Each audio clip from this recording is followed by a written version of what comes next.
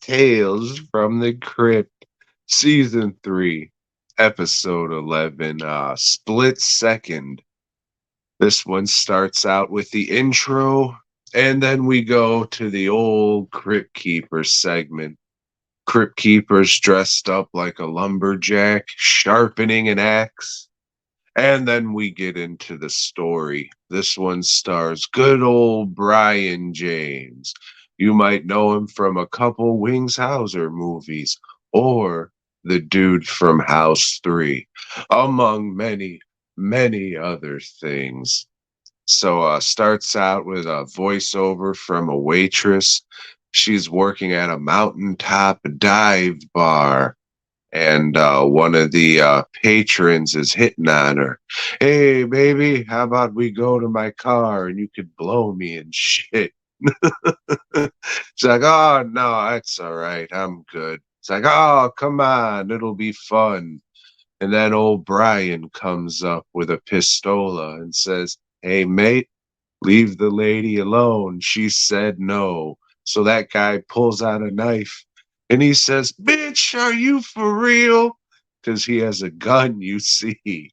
So he tells that guy to fuck off, and he does. And then old Brian and the ladies start dancing and they get married the next day. So old Brian, he owns a sawmill, a lumber company. It's just a bunch of dudes who cut down trees with a chainsaw. I guess they didn't have bulldozers and shit back then.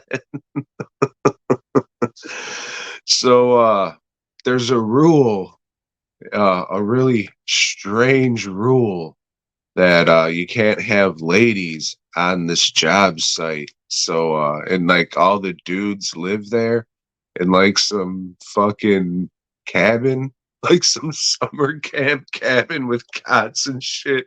Really fucking weird for these grown men to be living like this all together and shit. But it was the gay 90s after all. So they start saying shit like, "Oh man, he married that slag, huh? I even fucked her," and shit like that. So uh dude over here says, "Hey, you say something about fucking my wife?" Or no, he didn't. He says, "You say something about my wife sucking cock?" And sticks a machete in his mouth and says, "Is this what she was doing, huh?" Dude starts bleeding and coughing up blood. Other guy's like, "Hey, man, hey, leave him alone. That's crazy." So old Brian James is getting super jealous. That was the point of all this. And a new dude comes into town who's looking for work, and he goes up to Brian's house. The wife answers. The wife's coming on to him because, oh, now we find out that she's bored. He just married this dude. This is like a couple days later, maybe. The timeline's really weird. So yeah, Brian James says, "Oh, let me take care of this." So he finds out that he wants a job. He says, "All right, let's see what you can do." So he hands him a chainsaw to chop a log, and the guy says, "No, thank you. I'm a fucking idiot." So he starts just chopping this giant fucking tree with an axe, just cutting it to shit. It looks like somebody was just whacking away at a fucking tree with an axe instead, a nice clean cut with a chainsaw, and you're not exerting all that energy and shit. But this dude's a fucking dingaling, so he's just chopping away, and everyone's like, "Oh, meals, deals! I can't believe it." And Brian's wife is looking behind a tree, getting all moist in the underwear, like, "Mm." So he hires the fucking guy. The co-workers tell him about a tree chopping tournament or a log cutting tournament. I don't know. I'm not cool enough to know about that kind of shit that goes on. So I guess that's a fucking thing. And they say, "Oh man, You should enter this tournament for us. You'll totally beat all these people using saws with your fucking axe.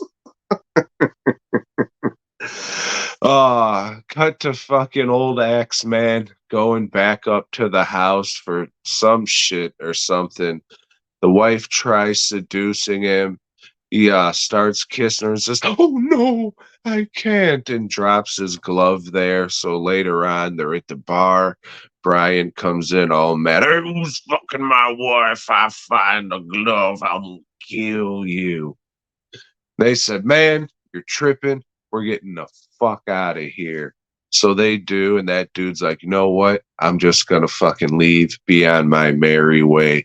So nobody gets hurt. So fucking dude goes back to the old summer camp cabin, starts rolling up his sleeping bag and shit when the wife comes in to seduce him. And she does.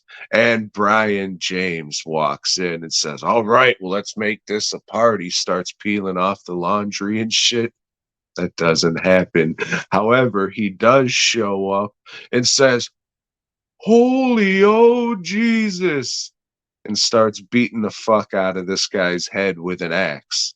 Like a lot to where it probably would have killed him. Unfortunately, it didn't, and this fellow just ends up fucking blind for life because of it. Not dead or a fucking vegetable or anything. Oh, you're just blind, and no legal action was taken. He's still resting in the fucking cabin, still working for fucking Brian. God damn. Oh, so his coworkers say, "Hey, buddy, since you can't see anymore, we gotta teach you how to use this fucking chainsaw, because you gotta make a living somehow, I guess."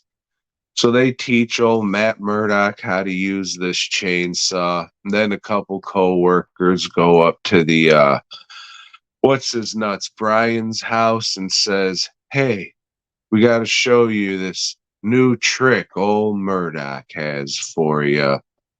So, "Yeah, I don't give a fuck." And then they pull out a gun and knife on him, and they say, "Well, I think you do." So we cut to fucking old blind dude with the chainsaw, and he's cutting logs, and it turns out those logs were hollowed out because they stuck Brian and his wife in their own log, and he's just chopping them up. It's funny as shit. You see just all this wood chips flying, and then everybody starts to get covered in blood, and they're just laughing their ass off, clanging beers and shit. It is fucking terrific. So that was that. We head on back to the Crypt Keeper.